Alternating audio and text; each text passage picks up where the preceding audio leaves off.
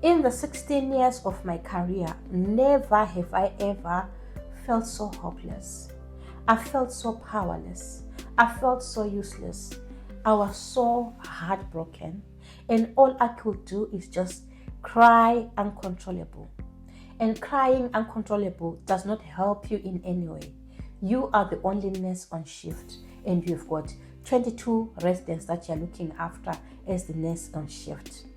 You have to go to the toilet, you have to freshen up, you have to act as if you are strong, trying to be strong for your residents. You have to put on this persona that all is well, but deep down your heart is broken in 1,000 pieces. That was the incident which made me feel like I love everything about UK, but this makes me hate the United Kingdom, and it will also make you hate the United Kingdom. If you are new to my channel, my name is Pauline Popomoyo, and welcome to another episode of Life in the UK Uncut, where I share with you my life experiences here in UK, the good, the bad, the ugly, and the bizarre. And today I'm going to be sharing with you a heartbreaking incident or a heartbreaking thing about the United Kingdom. So without wasting any of your time, let's get into it. I'm a savage. So background story, guys. I am a UK registered general nurse. I've been working here in the UK for the past almost 6 years now. So I've been working here in the UK for 6 years, and all this while I've been working in a care home, initially as a general nurse, and I currently work as a peripatetic nurse. So if you are working in a care home, guys, so some years back, that was in 2018, guys, there was this one particular incident whereby I was working day shift, and during my shift, I don't know what happened on that particular day, I had 3 residents suddenly turn ill. One carer comes to me and says, this one is not looking too well, this one is looking blue, this one. So I go to all 3 residents at the same time, check this one, the oxygen levels are very low. Let me say all 3 of them, the oxygen levels were very low and they needed immediate attention. So what I did was I called an ambulance for each resident. So you assess the resident, guys, and you tell the ambulance crew, and they'll determine whether it's a medical emergency or not, and of which 3 of these cases were all medical emergencies. Them being medical emergencies, guys, within 7 to 9 minutes, I had 3 ambulances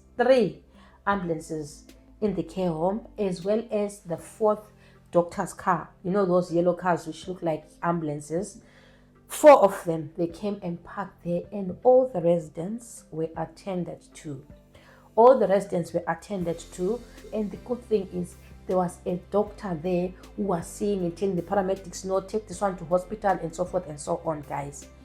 I got all the support that I needed on that particular day. I remember I had to give handover and knock off, and I was looking and saying to myself, wow, I love the United Kingdom, because whenever there is an emergency, even if I'm working by myself in a care home, I get all the backup that I need. I called the ambulance has come. I called the doctor has come. But guys, in this day and age, this is what is happening in the United Kingdom. Ambulance call-outs at record levels, response time delays too, putting lives at risk. Patients are coming to harm every day because of holds on the back of ambulances. There's the patients that you can see, there's the patients in the department, there's the patients on the back of the ambulance who can't get in, but worse still, there's the unquantified patients in the community that the ambulance can't get out to. There may be dozens of outstanding calls, and that could be, you know, your mum laid on the floor with a broken leg that the ambulance crew can't get out to because they're stuck outside of our hospital. People waiting on trolleys in A&E for a hospital bed for more than 12 hours were also at their highest levels ever in July. The UK health system is facing the worst winter for emergency wait times as hospitals face soaring demand. At some hospitals, dozens of ambulances can be seen queuing outside with patients on board, waiting for hours for admission.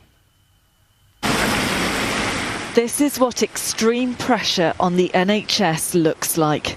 More than 20 ambulances queuing outside A&E here in Stoke-on-Trent, each one with a patient inside, but there's no space in the hospital. I was only on a job a couple of weeks ago. We turned up to take a patient, and they'd been here 15 hours on the back of an ambulance waiting. The pressure is relentless. At one point today, the number of ambulances queuing at this one hospital reached 32. That's more than half the ambulances covering the entire county of Staffordshire that were unable to respond to 999 calls because they were stuck here. And it's happening right across the country. This is one of several NHS hospital trusts to have declared a critical incident in the last few days.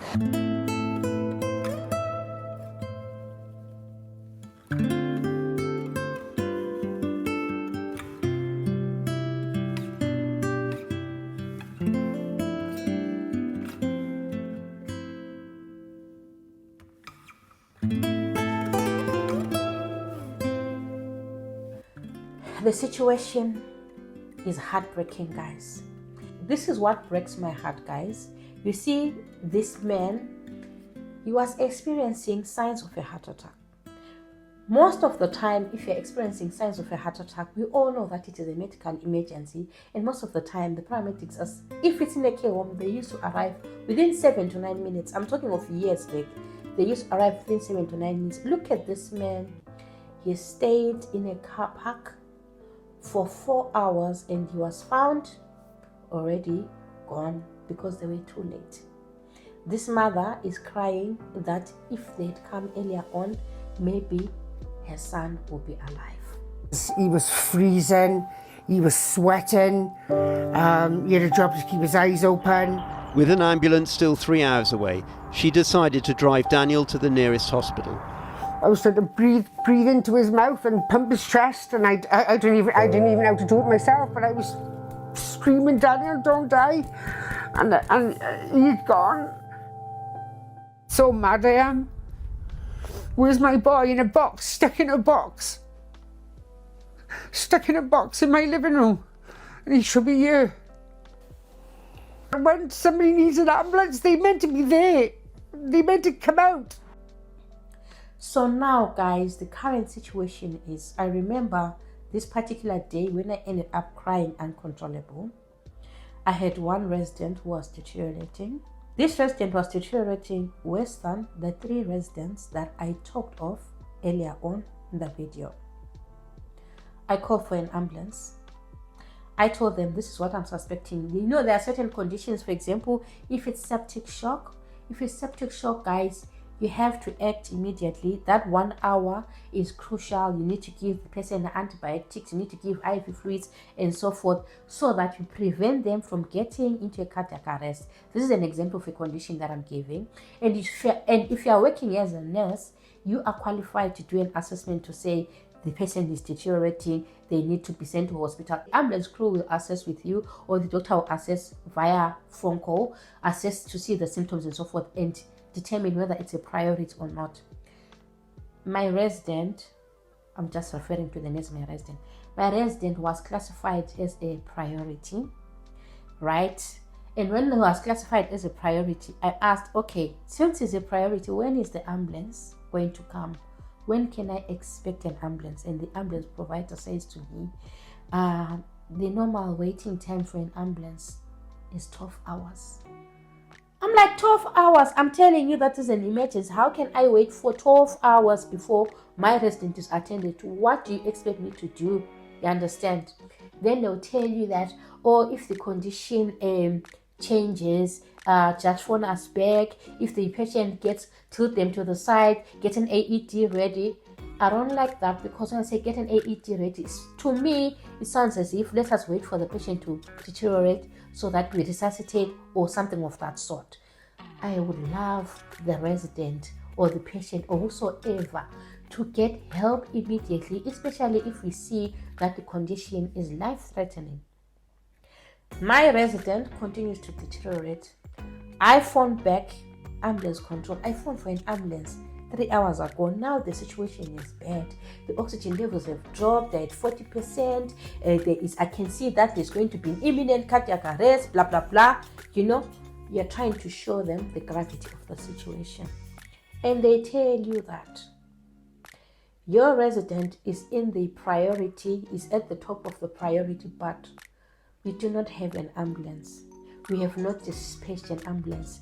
The earliest that we can get an ambulance is maybe in 4 hours time, but we are working very hard so that we get an ambulance because all the ambulances are queuing in the hospitals. There is a critical shortage of staff in the United Kingdom, guys. There are no nurses, there are no doctors. There are so many patients who are sick, so many patients who are unwell, and they are forced to wait up to 15 hours in the ambulance. An ambulance can come and collect a resident after 15 hours. And after collecting them after 15 hours, when they take that resident to the hospital, they queue, ambulance queue. There's what we call an ambulance queue. They queue and wait for another 12 hours to 18 hours. And some even going to the extent of spending up to 24 hours waiting on the queue because there is no space for them in the hospital.